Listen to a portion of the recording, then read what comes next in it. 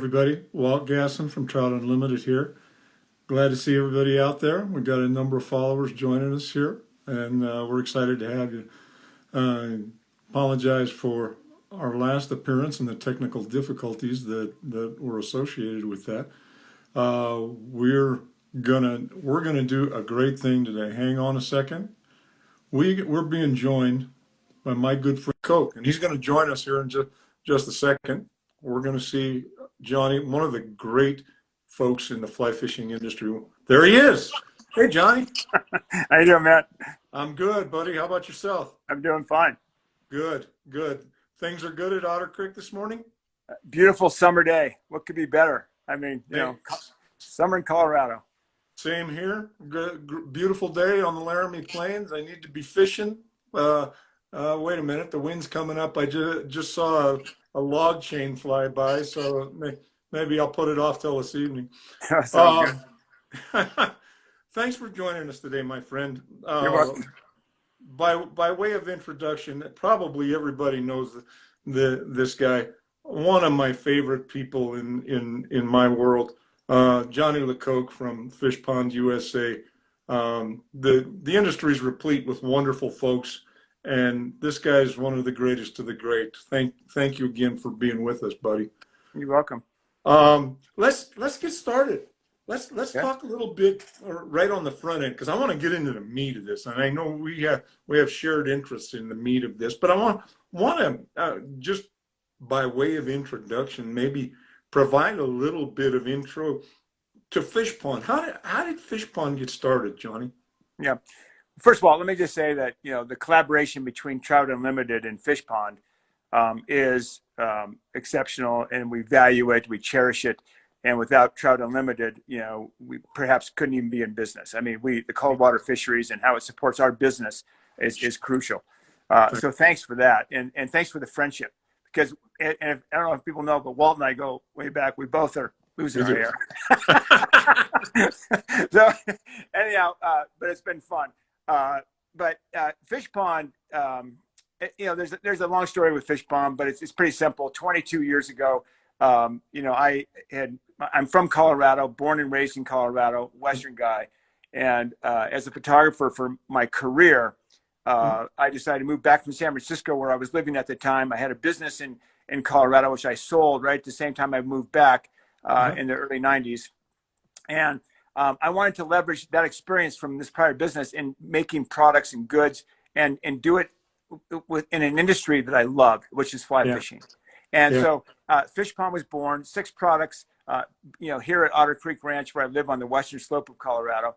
And I just wanted to make a difference in the fly fishing industry, which at the time was kind of stuffy. It was kind of, the image was kind of an old man smoking a pipe with a khaki vest, right? So I think we've changed that paradigm. I've got really, young partners in my business with me right now, my 2 business partners, Ben and Will Kurtz. And we've created a whole new kind of youthful energy in the industry, new products, energy, et cetera. And 22 years later, we're still here, still innovating product, but doing it with a real mission of conservation in mind, which we really love. Well, you got great product, but what I have always loved about you personally, and about the Kurtz brothers and your whole team, is that commitment. You're part of the fly fishing industry, but you see the big picture, and conservation's a part of that picture. That's I think that's how you and I got started. Anyway, let's talk about that just a little bit. You guys have never done anything without wearing that Colorado, what do you want to call it? The roots, Colorado roots. Yeah. You guys wear it right on your shirt sleeves. Yeah. Let me ask you about that. Is Colorado still the kind of place that you love to work and live and play? It is. And well, I can hear the Western twang in you. A man from Chugwater, Wyoming. I mean, come on. The Western U.S. is, seeing a resurgence. There's people moving in here in droves. Sure. And we can talk about the issues, environmental issues, consequences of Colorado River issues, et cetera. But Colorado is home to me, and it is the West, and I just love the West. It's the heart of our fly fishing industry. We sit, from our innovation, our rivers, and our habitat here, which we take all across the eastern United States as well across the globe. But Colorado and being in the West is us. We are a Western company. And we're really proud of that. Our branding shows that, we are who we are. So we're never trying to be something that we're not, right? Right. And you can't be everything to everybody, but the products we make can really, transcend the West. But our roots and our ethics and what we grew up with here and the issues that we're facing here from an environmental standpoint, I think do transcend across the globe. And but Colorado is an amazing place to live. I love this state. And I love the West and the beauty of these landscapes and this open space is infectious. And I just simply can't get enough of it. I wish I had 20 lifetimes to live. You and me both. We share many things, many values. And that's always influenced our friendship. But one of the things that occurred to me when I was thinking about this as we were planning it is that you have a home place, and for those of you who aren't familiar with that phrase, that's a very Western sort of a phrase about not just where you're located, but where your heart is.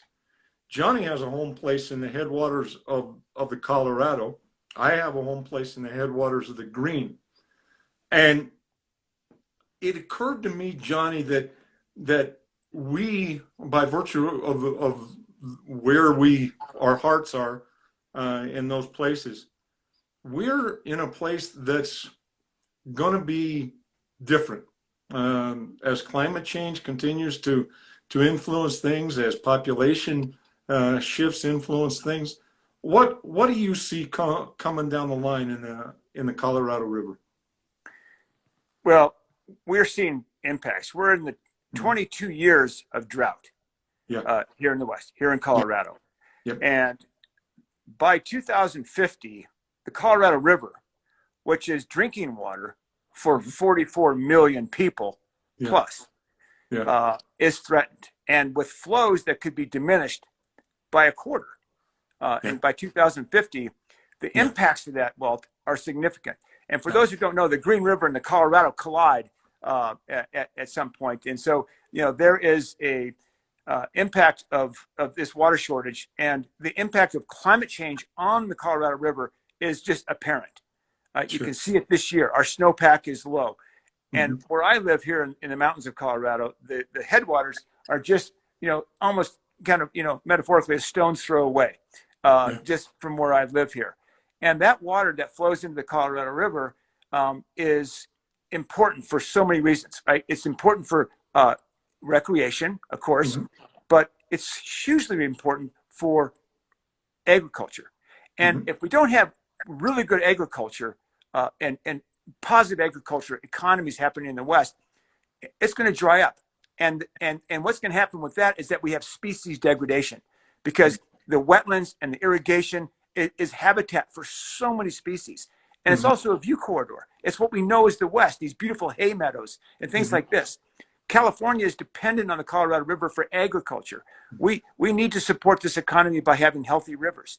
And importantly, if we have healthy rivers for economies, et cetera, then we're going to have healthy rivers for species, because there's going to be an abundance of water, and those species live on that habitat. So recreation, agriculture, and species are threatened right now of climate change. And the bottom line is, with climate change, and we all talk about it, and we never want to get political, but climate change is happening in front of us. I think we can all recognize that. And I think what we have to do is simply look for the alternatives to put less carbon in the air, so that we have a lessen the impact of a changing climate, of temperatures rising over the next several decades. And if we don't do it now, literally, economically, for my business, Fishpond, for agriculture business, for the economies, just to be able to have drinking water is important. There's only 6 countries in the world that basically have over half of the fresh water in the world. So, there's impacts. And so the countries that have less water supplies than we do, like here in Colorado, we're going to see huge migration issues because there's no water. So the impacts politically are going to be huge. So, I can go on, but Colorado has an impact. Climate change is affecting us here in the West, significantly. Sure. We see it in flows. Certainly we see it in snowpack. We see it in a variety of ways. At our place, we just by accident, we kind of kept track of when different varieties of flowers bloom. Yeah. And flowers that bloomed on date X 30 years ago now bloom 2 weeks earlier. Yeah. And that's the kind of thing that doesn't happen overnight. It happens in tiny little increments over a long time. Snowpack is variable, granted, but over time, snowpack is less, precip is less, temperatures are higher. We're seeing that in the heart of the West. Another thing we're seeing, Johnny, and I know that you guys had some hellacious wildfires in your part of the world last summer. What do you see coming down the line this summer? Same thing. Same thing. Could be worse. And those wildfires impact habitat. Obviously, they impact species in so many different ways. We're I'm on the board of directors of the Woodwell Climate Research Center in Woods Hole, Massachusetts, which is a really preeminent climate change research center in the world. Yeah. And within that organization, with my good friend Max Holmes, who's the deputy director of science there, who studies the Arctic and the Amazon, we've started this organization called Science on the Fly, which studies rivers, and we're sampling rivers. And with Fishpond now and Woodwell Climate Research Center, we're sampling over 300 river sites across the United States and up in Costa Rica and Iceland, etc. And these are all volunteers who are collecting on a monthly basis, sending us water sample data. And just like blood chemistry, we're sampling the river chemistry to see these impacts over time. And it's going to be important to be able to measure this over the long term, because it will give us an indication of really the trajectory of this changing planet that we're dealing with. But we can't wait for that. Science takes a long time. So I think the most important thing, Walt, is that, here we are in this fishing business, the fly fishing business, and you could be in the general fishing business. It doesn't matter. The agriculture business, whatever. We all need to work together. We need to collaborate, and we need to look at the goals that we want. And it's not selfish goals. It's not like we want just more corn production or more fish to fish. This is required to save species. And with climate change and degraded habitat, we will start to see this rapid pace of extinction continue, which we've already seen over the last several decades. So I find it, just so powerfully important. And I find it powerfully important how an industry like fly fishing, a brand like Fishpond, among other brands in our industry who care, and with groups like Trout Unlimited and other NGOs, that we work together to send the message. Absolutely. We have to do something, and innovation is going to be the key. So I'll leave it. Okay. I don't want to leave agriculture out of the equation either. I have a good friend who has a family place over near Kremling, and he made the point to me not very long ago that it's not just about species, that it's also about family-owned ranches and farms across the interior West. This is crucial for the survival of those family-owned places that may go back, a century or more. That as we adapt and as we take measures to mitigate the impact of climate change, that enables families to hold on to those home places, and that's a Western value that is so very, very important. Yeah. So we've all sort of, so to speak, got a dog in this fight. As you say, the thing is actually doing something about it. Let's move on to an issue that I know we've talked about a little bit before. Trout Unlimited's has a proposal on the table right now. It's actually a proposal that originated with Representative Mike Simpson from Idaho about removing the lower 4 dams on the Snake. Now, you were in from moment one on this one, and I'd like to hear you talk a little bit about what prompted you to jump on that one so quickly, Johnny. Well, it's never for selfish interest to have, more fish or better fishing. To me, it's just about the survival of species.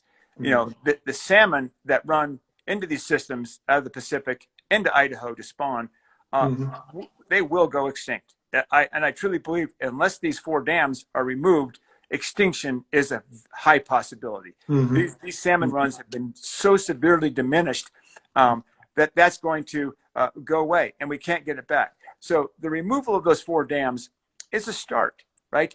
It's an absolute necessary start right now, and thank God that Simpson is working and recognizing that for the survival of this species. Sure. But like all politics, like all compromises, and there isn't a suitable compromise at the moment, because with those removal of those 4 dams under the current proposal, there's a moratorium for future energy production, dams, et cetera, that gives them a free pass for 25 years or more without any legal recourse from environmental impacts. And that's simply not a fair way to look at this. Okay. We're seeing now what can happen next year, the year after, the year after. We're going to have to change across the board. We can't give a free pass to hydroelectric and other, environmental laws that don't have any repercussions, don't have the ability for people to see that we can checks and balances on it. Right. So there's a compromise here someplace, and I think we can get there. But this is about the economy, and this is about fish. It's about our industry, and it's about so much more. So the thought occurs to me, Johnny. One of the things that I think lives on in the rural West is the notion that we're able to sit down at the kitchen table over a cup of coffee or whatever and hash out differences civilly and in a way that doesn't result in some sort of polarization and that sort of thing. I mean, if you and I bordered one another and my sheep were getting into your meadows, we'd sit down and say, okay, well, why are Walt's sheep getting into the meadows? How can we fix that? Walt, why don't you get out and maintain your fence? Oh, yeah. Okay, yeah, maybe I should do that because that's being a good neighbor. Is there hope for that in an issue this big and this controversial? Absolutely. I really believe that. And I think this polarization of issues like this from a political spectrum, we've seen it across the board. With COVID, it's simply something where you wear a mask or not wear a mask. I mean, these are things that people have but there's selfish interests involved, right? I mean, we do need energy, and we need to replace the energy of the 4 dams that we're taking out. Okay. But when you say we're taking out 4 dams because we need to save a species, it pushes us into gear to come up with that solution. And that solution is innovation. And innovation is the greatest thing that America has. We know how to innovate. We know how to brand, but we do know how to innovate with new technology. And so what we can do is work, which we need to do across the board with alternative energy sources to replace that, which is wind and solar and other methods. Hydrogen is going to be a big one. But we need the catalyst to push these things into place. Otherwise, it's status quo. And it'll just keep going on. And we're going to do one little trade here for a little trade here. And we're going to spend billions on fish ladders and all sorts of failed strategy on salmon reintroduction that have not worked. So, salmon need free and clear water to move, to swim, and to spawn. That's simple. That's an interesting point because a lot of people don't know this, and if you're joining us and you've not checked out some of the information that's available about this proposal on the Lower Snake, you probably should. Just check out www.LeCoq tu.org/lower snake, all one word. Josh Dupe, thanks for joining us, buddy. Could you put that link up for us? Once again, www.tu.org/lower snake. You can find out a little bit more. And the bottom line is this: is if you take out those lower 4 dams on the snake, you open up an amazing amount of habitat that's still viable for these salmon and steelhead. Oh my gosh, there's my good friend Gabe Parr, the trout bus. Shout out to you, brother. We're opening up a tremendous amount of habitat that's still intact for these fish that are on the very brink of extinction. And is it going to be easy? Maybe not always. No. But is it viable? Yeah, it is. And as a friend of mine from Texas said, there's a variety of ways to make energy. There's a variety of ways to move product to a port, but there's only one way for salmon to live on in the Columbia Basin, and the Snake River is our best shot at it. Okay. What else, Johnny? Is there? We talked a little bit about climate change. We talked a little bit about lower snake. What do you see? I mean, you're a father. You've got a beautiful family, and both of us are in that role. What do you see coming down the line for our kids when it comes to conservation, fishing, etc.? I think this open door that you talk about, if we take these 4 dams down, that you open this door for these salmon to return. Yeah. When we do things like that, and I think this younger generation especially sees this, okay? They can see the future clearly. And you put politics aside, we also start to open up doors to these new opportunities, which need to go across the globe, right? Water issues are, I mean, the river systems that we have in America, we have water. I mean, compared to a lot of places in the world who have essentially no water. Yeah. Okay, so we are opening doors in so many ways, and I think what we're doing is that we're opening the doors to innovation, to new opportunities, and we have to be open to that. And that's that whole idea of sitting across the table together. And I think TU and Fishpond and other people in our industry, recreation, we can sit down with policymakers and really get that deal done, and get these deals done because this is America. I truly believe that the identity of America is our public lands, our open and public lands, 646 million acres. How many countries of the world have set aside habitat and open lands from development like the United States? And to me, it's the American identity. So this is, so truly, it's not a left or right issue. This is our identity, and species and healthy rivers. Everybody can agree we want salmon. Okay, sure. I don't think anybody's going to say, hey, we don't want salmon going up the rivers, but it's just the politics and the money behind energy that's kind of the friction, because there is an economy at play here with that. And agriculture, how do they get their water? Where's the water going to come from, et cetera? So we can find solutions to this, but we can't wait. And it has to be done now.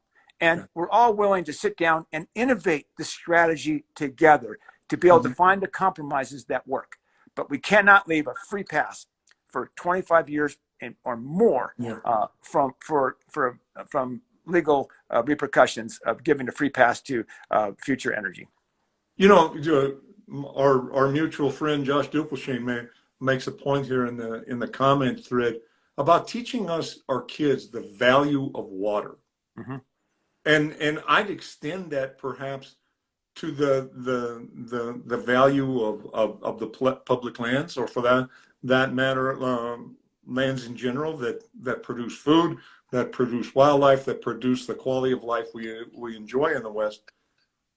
Do you think we're doing enough to teach coming generations about the importance and the value of those resources?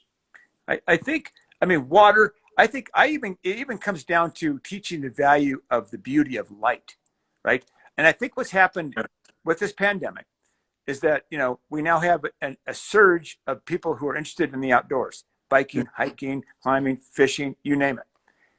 It gave people an opportunity to pause from their busy worlds to look outside and to basically feel outside. And so now we see this resurgence of people participating in this amazing world. So if we can teach people to appreciate literally the beauty and the grace of the outdoor world and all the species and interconnectivity from plants and trees and all those things that work together, when people actually start to feel that inside, they will save it, because it becomes the driving force of their life. Because really, I mean, it is for our lives, you know, it is the outside world that drives our decisions. We love it.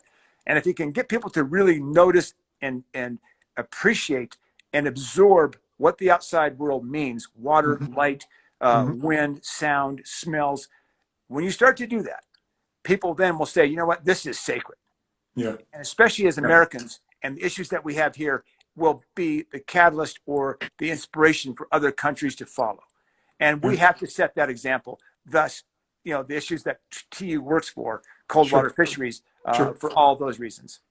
Couple of our friends out there have mentioned that this is a kind of a segue into science on the fly, and the topic of citizen science across the board, really, that we have a lot of folks, and you've seen it in your business, we've seen it in the conservation world.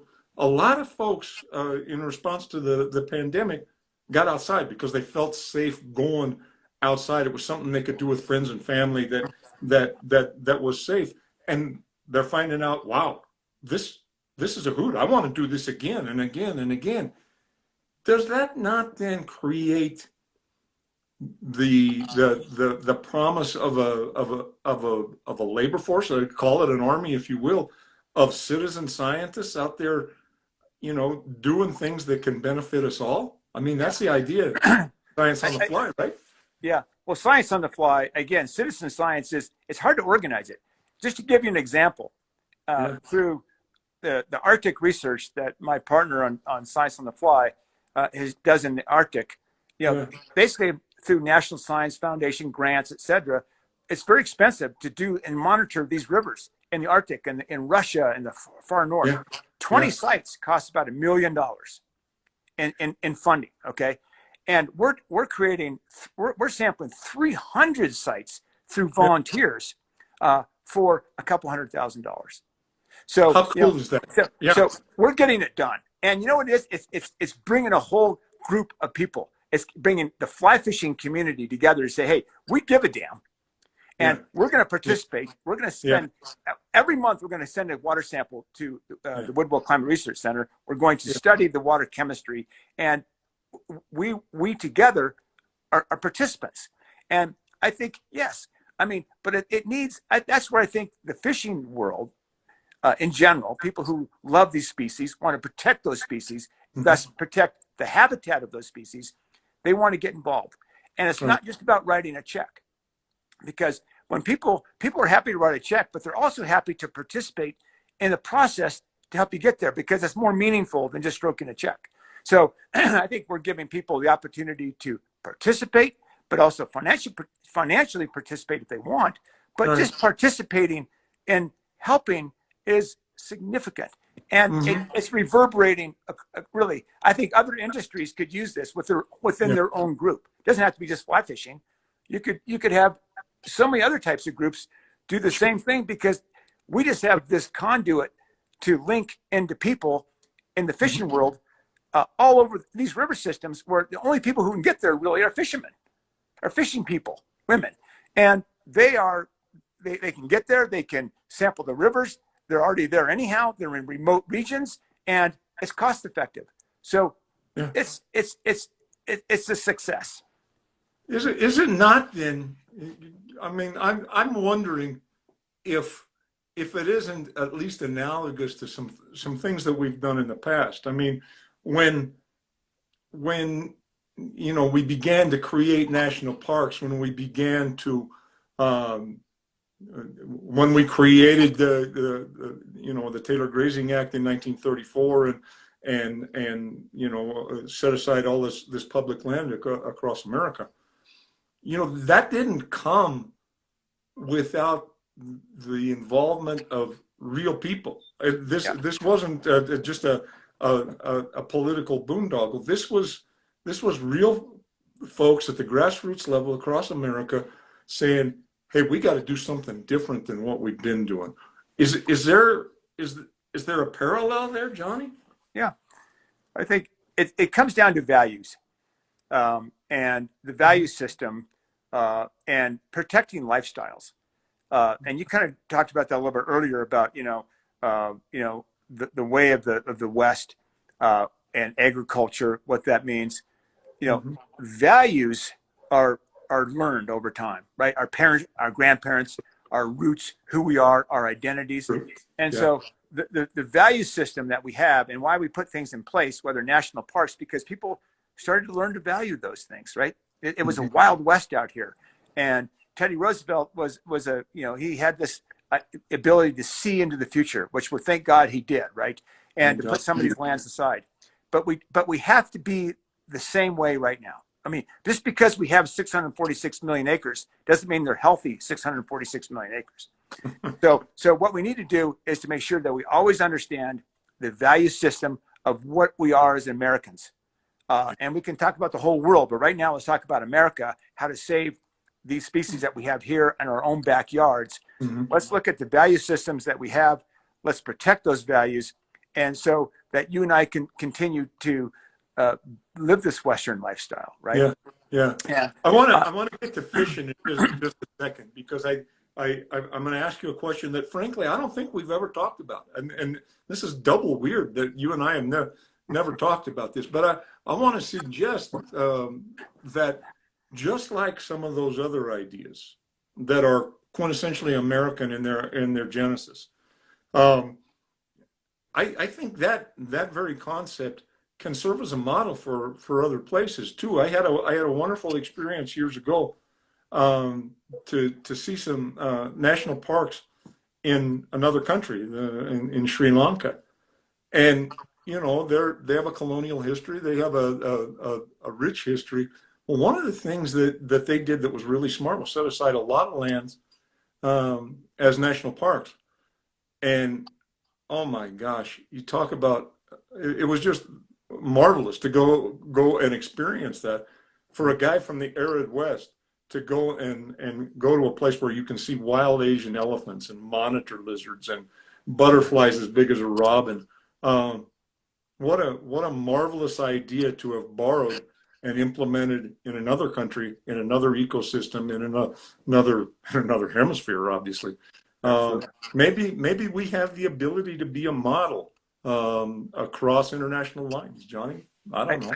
I think the key to remember is that a lot of this work that happens, I mean, this is all on federal level, national levels, world political sphere levels, but a lot of this work really happens in your own vicinity, your own municipality, your own community, right? I mean, we fight for these issues here here at the headwaters on the ranch here, we're the first on the food chain to get water coming off the mountain. Right. And my neighbor, salty rancher, and when he takes his sunglasses off, he's got to kind of go like this to kind of get the wrinkles. But he says it's too rancher, but he says, and if we're fighting for water here at the headwaters, downstream people are killing each other. Because, and we're already starting to see not water fights here, but, there's, you turn your water rights off. If you don't have priority water rights, you get your ditch turned off. And so we're seeing issues on a local level, but it's really where things start is on the local level in our own communities and our own states. And I think that state level politics is so hugely important on setting precedent for so many things. Like right now we're seeing that Colorado's reintroducing wolves into our habitat, and our neighbors next door don't believe in that. So, literally right across the street. So, we need to start working collectively and collaboratively state to state to see if we can find synergies together on water issues, species issues, et cetera, and not get them political. Because I think everybody agrees that we love coexistence, we love species, but not at the expense of my industry or my livelihood. So what are the compromises there that we can protect, right?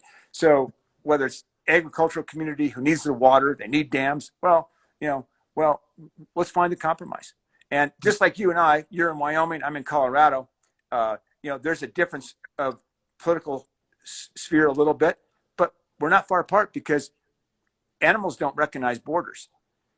That's an imaginary border between us, right? So and species don't know where that is. Let's just get together. Let's hash out these things. Let's get this water issues figured out. Let's innovate on energy. Let's innovate on these solutions to eliminate the amount of carbon we're putting into the air, because we know that's an impact. And then therefore we have the recreation that we love. We can go fishing. We're going to have these species long term. We're going to have water long term for corn production, soy production, raspberries and strawberries, and all those great things that we need in this world. Sure. Okay, let's shift gears a little bit. I don't think I've ever asked you this question in all our conversations going back years. I don't think I've ever asked you this conversation. This question. You ready? Here it comes. Yeah. All right. Okay.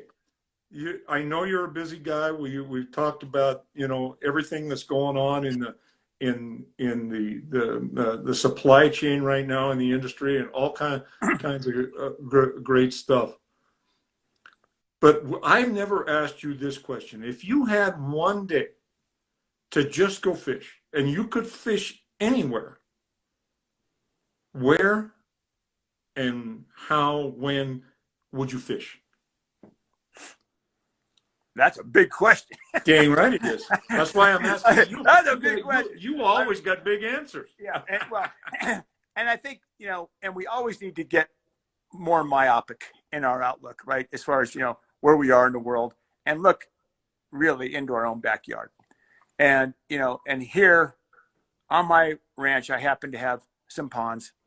Water flows into them, and there's brook trout that are 6 inches long. And to me, that's joy. As my daughters grew up with those fish, fishing in the evening, and that's the most beautiful thing, because it's right here, right? We don't need to go far to look for these opportunities. The headwaters, high mountain lakes, small little streams. We all have in Colorado, Wyoming, across the world, we have these beautiful known places where people are going, but it's the little jewels that you find that are out of the way, that aren't really recognized, that you find the most joy, and in a place that brings you back to a place when you were a kid. And I think we all would love to fish, or if you grew up fishing, it's always it's always the bass pond down the street, right? Or maybe in my case, the golf course pond that I poached. So, we all find our own little kind of local places that we remember from a kid. And I think that follows you in life. And I love that. And we're so lucky to have fishing as part of our life. And what that's taught us is, and beyond the business side of things in creating product like Fishpond, is that we have a responsibility to protect it. And it's not just a responsibility, it's an obligation to be participants in saving our future, not just for our industries, but for our communities and for species. It's interesting that one of the first things you did in the answer to that question is talk about your daughters. I think at least one of them joined us today, because I saw her come up on the join feed here. But it's hard to separate those home waters where you taught your girls to fish, where I learned to fish, for that matter. They're inextricably intertwined with who we are as families. Did you find that with your daughters? Absolutely. And my daughters grew up here on the ranch, from day one. So they've had water here, an abundance of water, really, for forever. But our children are our gifts, right? I mean, they are everything. And it sounds cliche, but it's like my two girls are my life, and I want to see them have the same things that I've had, and I want the same values passed on that my mom and dad passed on to me. So whether it was fly fishing or pheasant hunting, whatever I did when I was a kid, those things, as far as being in habitat, and whether it was pheasant hunting with my dad or fly fishing or whatever, and my mom teaching me about the beauty of light and flowers and all that, you have to pass this on. So the most important thing we do, either as family or as community or businesses, is that we have to pass it on. Right. We have to pass on values. And I think I can't, and I love, and again, getting back to this whole Western thing, can you imagine if we didn't, I mean, there's the Western life is different than the Eastern life. And that's what, it's like a bird migrating back to where they were born. Somehow, species end up going back home, right? And they go back to where their roots are, because there's a comfort level there, right? Yeah. So we all move around the world. We live in this peripatetic, kind of lifestyle. But you never forget about your childhood. And so my girls, I've always pushed them to love beauty, to embrace it, to savor it, but not to expect that it's always there. So, and therefore, conservation and seeing the future, together, how we protect it is just so important. Well said, Dad. You did. We had a governor many years ago who was famous for this phrase, "You done good." And that's a Chugwater phrase. Yeah. you done good, Dad. Yeah. I suppose you could say that you did this, and it may prove out for your daughters as well, that we may leave those natal streams.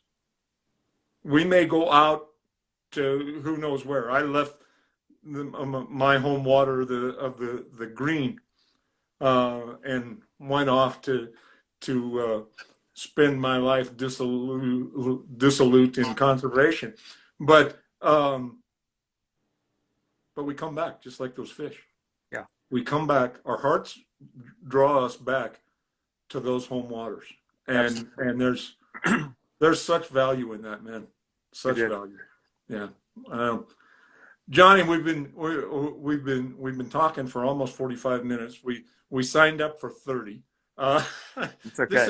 It's not unusual for you and me to talk for just a little while, or a long while, actually. What else would you like to leave? I mean, we got a ton of folks out there who, for reasons unknown to me, are willing to sit and listen to us. What would you like to leave with them? I think just a thank you, really. I think that none of us, and as the founder of Fishpond, with a vision from the very beginning, I never would have believed where we would be today, right? With such a strong community, and and it's, to me, I mean, we're proud of the innovation, we're proud of our products, but we're proud of the people who are a part of our team, which is all of our fly shops and our consumers and everybody who loves fish and species, and who align themselves with Trout Unlimited, and who are even taking the time to listen to this call. But it's just a thank you, because every person is equally as important in getting to where we need to go, and we all are a part of something that we love, right? And the fishing community, fly fishing community, kind of which we're in more so, is very special. I have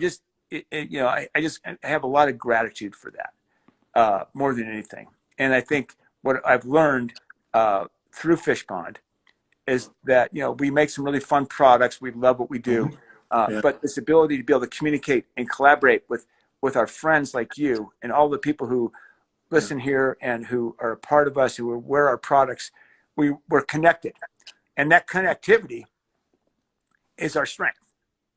And that connectivity will take us places if we just utilize it and know that together we can really do it. So we need to be vociferous in our way we talk about habitat.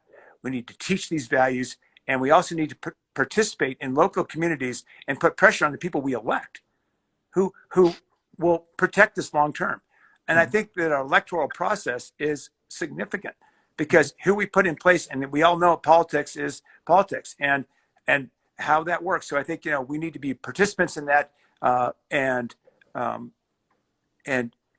also use these resources, because the more we use them, the more we love them. Well said, my friend. Well said. I heard somebody say one time, we get the leadership that we deserve, and you know, if we're not engaged, it's not enough to just love this stuff. You got to fight for this stuff. Yeah. And I learned that decades and decades ago. But I want to remind everybody out there that you're not alone in your passion. As long as there are great folks like Johnny LeCoq, the Kurtz brothers, and the rest of the crew at Fishpond, and all the other businesses out there who are so engaged, so involved, and provide such wonderful leadership and support, we'll get this done. I'm an optimist. I'm way too old to be an optimist like this, as are you, my friend. But one of the things that I have always loved about you and about Fishpond is the optimism and the excitement that you bring to the table. Thank you for who you are. I thank you, Walton. I look forward to seeing you, buddy. All right, man. You take care. My best to you, to your team and your family, okay? Okay. All right. Thanks, Talk everybody. to you later. Bye-bye. Okay, bye-bye. There he is, my friends. The inimitable Johnny LeCoq from Fishpond, USA. Grateful for him. Grateful for all of you as you joined us. We're taking the week off next week. I'm going to be over on the home water, and I'm excited about that. But we're coming back. You're going to be excited about the lineup when we come back. So once again, from Trout Unlimited, tight lines, everybody. Have a good one. See ya.